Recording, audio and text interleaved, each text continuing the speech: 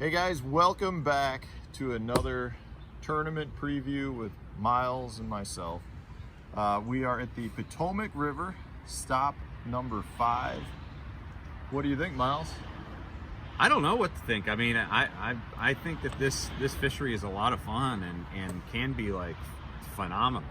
But one thing I've definitely learned in practice, and I've definitely heard it, coming into this tournament, because I really don't have any experience out here on this part of the river. At least I fished up in DC once for the All-American back in 2012,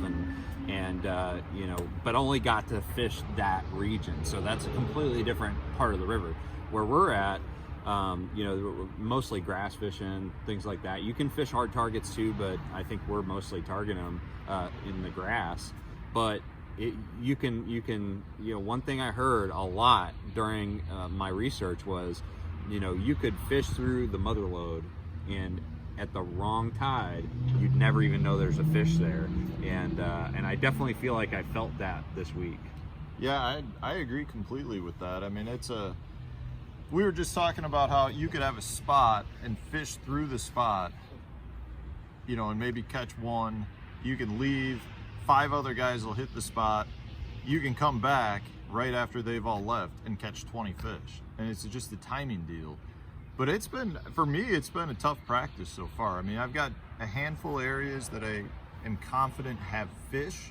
I don't know that any of them have a large school of fish. They're all kind of spots you gotta fish around and hope you get a handful of bites. Right now I feel like if you can get 10 bites during the day, I think you'll have 12 plus pounds. Yeah, the biggest thing for me in practice, I actually caught quite a few fish. Like, I felt like the bite was pretty good if you're around them, but the thing for me is my biggest fish was 3 pounds, which really concerns me, because it's not like I'm catching a lot of threes either. I think I caught 2 or 3 3-pounders just during practice, and you really need those like 2 3/4 3-pounder average to do real well in this tournament. I don't know what it's going to take to make the top 50 cut, but that's obviously where we want to aim. But what do you think, guess wise?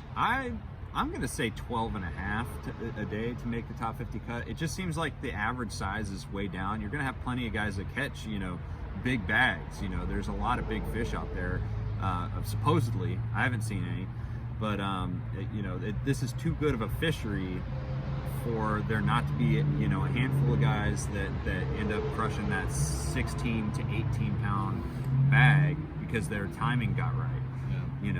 And if you get your timing off, I mean, you could come in with 8 or 9 pounds easy, because we do have a 12-inch minimum, which is tiny. Yeah, but are you catching 12 inchers? Catching some 12 inchers. I've seen a few, but it's going to be an event where you got to catch them 2 days in a row. And I think weight-wise, I think 12 and a half gets you to fish day 3.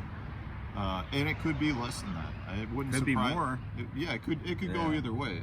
Historically, this place 12 pounds is a really good number to get a check. Last time we were here it was like 14, but it fished really, really good.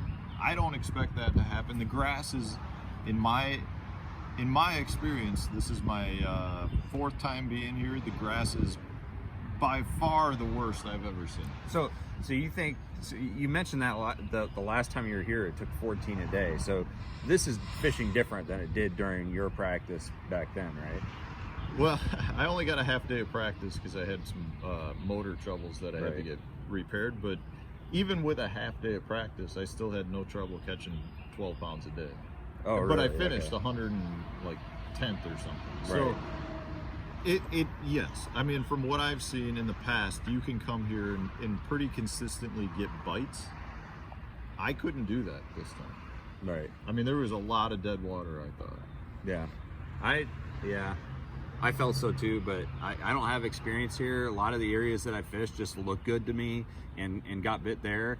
And us combined, we've probably got, a dozen areas that are holding multiple fish. So if you get the timing right and you happen to, and the thing is, like, if you get too anxious to get to a spot and you hit it at the wrong time, you can totally mess up your rotation. That's going to be one thing that I'm going to struggle with, because you always want to get to the juice, you know, where you had the most success.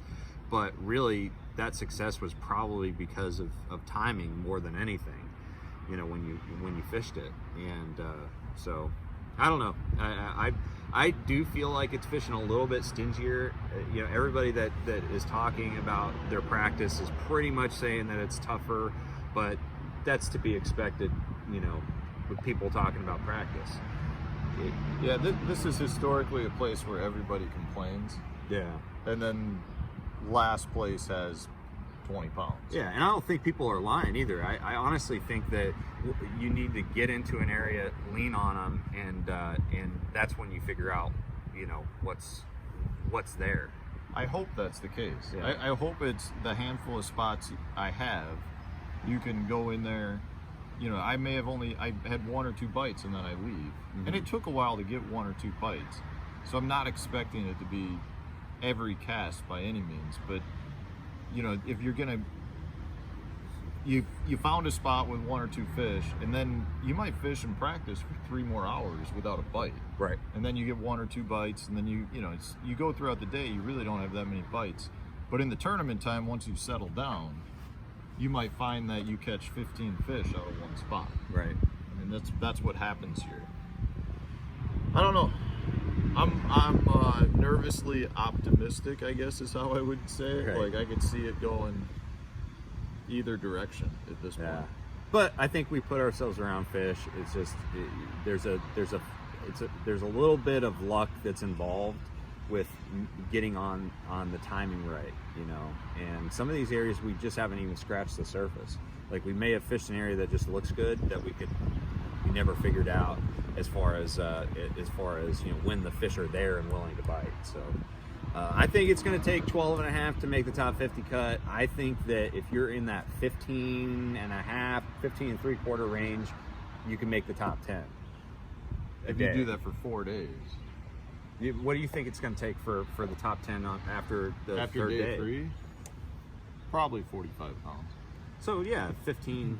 Yeah. This is it's really tough to be consistent here with 15 plus pound bags. Oh, 100%.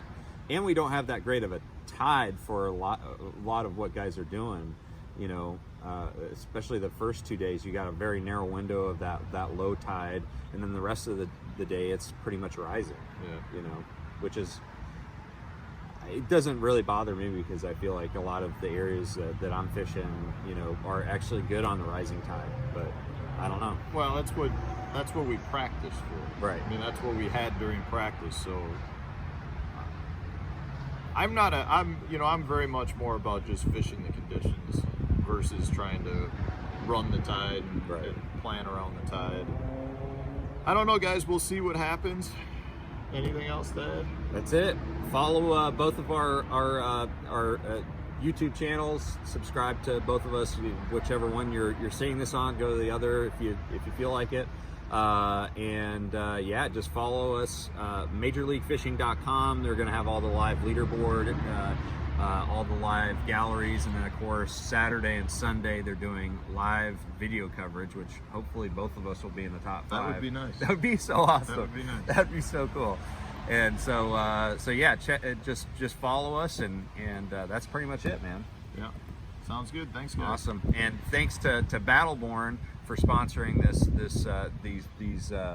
these tournament previews, these pro circuit previews throughout the season. So yeah, big shout out to Battleborn. More importantly, they keep us running on the water. Right.